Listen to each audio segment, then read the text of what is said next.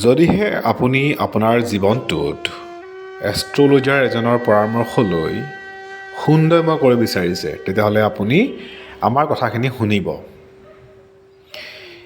আপোনাৰ জীৱনটো সুন্দৰময় কৰি তুলিবৰ কাৰণে, আশাময় কৰি তুলিবৰ কাৰণে বা জীৱনটো বিচৰা নিচিনা পাবৰ কাৰণে কিছুমান সময়ত আমি গুৰুৰ দিহা পৰামৰ্শ স্থান, কাল, পাত্ৰ চাই পেলাই বিচাৰ কৰি চলিব লাগে। যদিহে আপুনি ভাবিছে যে আপোনাৰ জীৱনৰ সমস্যাবোৰ সমাধান হওক, তেতিয়াহ'লে নিশ্চয় আমাৰ এই অনুষ্ঠানটোত আপুনি আপোনাৰ কমেণ্টবিলাক দিব। আমি প্ৰত্যেকটো অনুষ্ঠানত আপোনালোকক তাৰ উত্তৰ দিবলৈ চেষ্টা কৰিম, আপোনালোকৰ জীৱনৰ সমস্যাৰ সমাধান দিবলৈ চেষ্টা কৰিম। আপোনাৰ সমস্যাবিলাক আপুনি জনাব। আমাৰ বিভিন্ন মাধ্যম আছে, হোৱাটছআপ আছে বা আপুনি আমাৰ ইয়াতো কমেণ্ট দি পেলাই আপুনি জনাব পাৰে। আমি চেষ্টা কৰিম যাতে আগন্তুক সময়খিনি আপোনাৰ ভাল হওক, সুন্দৰ হওক, কি কৰিলে ভাল হ'ব আমি জনাবলৈ চেষ্টা কৰিম। যদি অলপ সাৱধান হয় আপুনি আৰু অলপ বিচাৰ কৰি আগবাঢ়িবলৈ প্ৰয়াস কৰে, প্ৰত্যেকটো ক্ষণ আপোনাৰ ভাল হ'ব, আগন্তুক সময়বিলাকো ভাল হ'ব।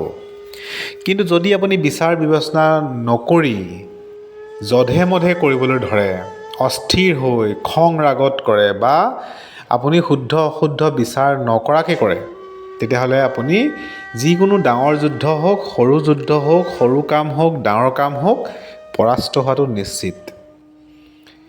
চিন্তা নকৰিব, জীৱনটো আপোনাৰ। আপুনি পৰীক্ষা নিৰীক্ষা কৰিব পাৰে, কিন্তু অবাবত সময় নষ্ট কৰাতকৈ শুদ্ধ দিশত নিজকে শুদ্ধভাৱে লৈ যাবলৈ প্ৰয়াস কৰাটোৱে হৈছে আপোনাৰ কাম।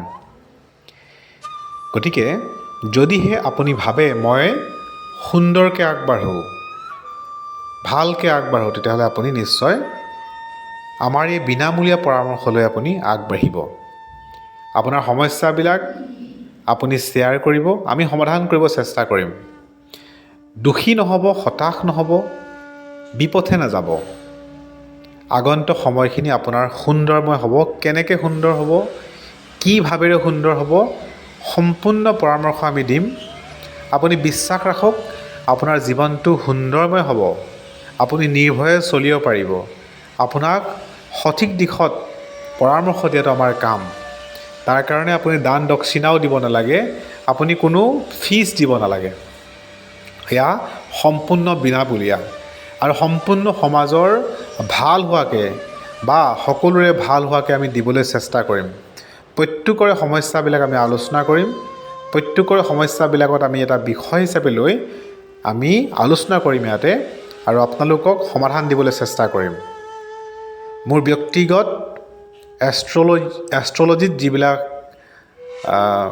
জ্ঞান আয়ত্ত কৰিছোঁ, যিবিলাক শিকিছোঁ বা যিবিলাক প্ৰয়োগ কৰিছোঁ, আপোনাৰ জীৱনতো সেইবিলাক ব্যৱহাৰ কৰি সুন্দৰময় জীৱনটো আপোনাক দিবলৈ মই ঈশ্বৰৰ ওচৰত প্ৰাৰ্থনা কৰিম। লগতে মই চেষ্টা কৰিম এই প্ৰক্ৰিয়াবিলাক যাতে ব্যৱহাৰ কৰি আপোনাৰ জীৱনটো সুন্দৰময়, ভাল হওক আৰু আপুনি সঁচা অৰ্থত জীৱনটো উদযাপন কৰক। গতিকে দেৰি নকৰিব। যিকোনো প্ৰশ্ন, যিকোনো ভয়, যিকোনো নিগেটিভনেছ, যিকোনো সমস্যা আপুনি আমাৰ সৈতে আলোচনা কৰক। সমাধান 100% দিবলৈ চেষ্টা কৰিম। আৰু আপুনি নিশ্চিত থাকক, ঈশ্বৰৰ কৃপা আপুনি লাভ কৰিব। ঈশ্বৰে আপোনাক সদায় সহায় কৰিব আৰু নিশ্চিত ৰূপত সঠিক পদক্ষেপ যদি লয় আপুনি আগবাঢ়ি যাব পাৰিব। আমি আপোনাৰ কাৰণে প্ৰাৰ্থনা কৰিম, আপোনাৰ কাৰণে পৰামৰ্শ দিবলৈ চেষ্টা কৰিম।